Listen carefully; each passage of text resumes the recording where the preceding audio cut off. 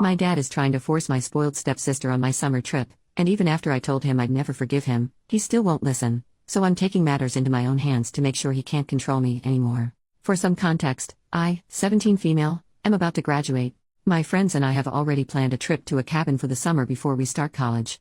I've been babysitting since I was 13, so I've saved up a good amount of money and am very excited for the trip. When I was 15, my dad got remarried about a year and a half after my mom passed away. My dad's wife had a 13-year-old daughter, and as soon as we moved in together, they started to push her off on me and force us to do everything together. I don't like my stepsister. She's always throwing tantrums if she doesn't get what she wants. She's spoiled to the point that at my 16th birthday she got her own special cake so she wouldn't feel left out, and she also blew out the candles on my cake, and when I complained, my dad told me, "It's time to grow up, being a sister is about sharing things." I told him I didn't have a sister, and I guess she overheard and she went on a rampage. The party was ruined. I then distanced myself more from them after that. I'm forced to either take her with me to places or stay home with her if I can't take her, or my dad or dad's wife can't watch her or don't want to deal with her. Imagine everything that I said she does with my dad and his wife onto a 15 to 17-year-old me. I was forced to take her bowling with me, and she would not stop trying to dig her hands in the part where the balls come out, and she tried running down the lane, so I had to take her home and my night was ruined. This happens a lot, but they don't care. I have tried to keep this trip a secret from her, but when I was in my room on the phone talking about it over pizza and music, I found out she snuck in and hid in the closet and was eavesdropping. She bursted out asking if she could come, and I told her no and to dig out. She started stomping her feet and she ran out. My friends begged me to not invite her. My dad called me downstairs and asked if she could go because she could use a vacation, and I told him I'm not taking her. They can take her on a vacation, but I'm not watching her for almost 3 weeks alone.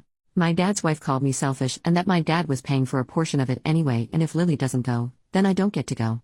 I told her she doesn't get a say in any of this, she's not my mom, and to stop forcing her child on me when she created what she is. Lily starts yelling at me about not being a big sister and I don't want to spend time with her. I snap and tell her I don't. She ran away crying, and my dad said he won't pay for the rest of my trip if I don't take her. So I told him if he does that I will not be talking to him anymore, nor will I forgive him for it. He said I'm being dramatic and she isn't bad. So I grabbed a bag and went to my aunt's house, my mom's sister, and told her what happened, and she said she would put up what he took away, and when I go to college, I can stay with her. I told my dad what I was doing and he blew up at me and said I was being a brat and they're my family now and not my aunt. As far as I know, she does not have any disabilities. She's been to doctors and therapy. She's just insanely spoiled, and that's how she's always gotten her way when told no.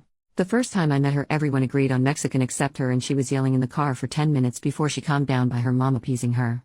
Then she goes back on her phone texting. If she does, then that explains why she acts that way, and I can take it that she can't help it, but I still shouldn't be forced to watch her 24/7. Update 6 months later. I know a lot of people wanted an update to my last post. The trip happened and I did not end up taking her like I said I wasn't. From the time that I posted that up until the time that I left, the household was very tense and awkward. I was not speaking to any of them. The only person I had to confide in and talk to was my aunt, and I'm so grateful for her. My dad still thought that I was going to bring her on the trip, and I kept telling him that I am not watching her and she is not coming with me. The morning of the trip we left at like 6 in the morning. When he called me I was already about 5 hours out, so he couldn't do anything. When I got back it was a lot of yelling and crying from me and my dad and his wife. She said that I left them in a tough position and they had to stay home because they couldn't get anyone to watch Lily. My dad and I had a serious talk for hours and he agreed that maybe we need to separate so we can work on our relationship. Which hurt me because I would have liked for him to tell me I can stay in my own home while we do it. But I did end up going to my aunt's house with no issues. My dad and I started family therapy with just the two of us. His wife was pretty upset. He was actually listening to me and was seeing where I was coming from. Right when we were getting good and building a better relationship, I came over for dinner and he asked if we could integrate his wife and Lily into therapy, and I told him that I had no interest in having a relationship with them. She called me a selfish cunt and that I need to be grateful that she let me stay with them after she moved in. I waited for my dad to correct her and he was silent pretty much, so I left and I haven't talked to him in almost a month. He keeps showing me that he will not be on my side. So, to wrap things up, the cabin trip was so much fun. I have never felt so free from a burden. The trip was in June and we were there for almost a month. We extended it. When I was packing for school, my dad came to visit and I guess his wife called and he had to lie about where he was because I guess she doesn't want him to see me. So I told him, we don't need to have contact right now or continue therapy because it's clear which part of his family he cares more about. I don't know what's going to become of my dad and right now I don't care. I'm focused on school and studying to become a nurse. I don't want any negativity to ruin this experience, but I'd be lying if I said it doesn't hurt that I don't have a parent to experience this with, but my aunt says she is my surrogate mom and to share all my worries and success with her. I am currently in my first week of college and the amount of freedom I feel here is also so, well, new. I am a little overwhelmed, but I am in an honors club. I also am in a creative writing and book club, and the friends I have made are so amazing.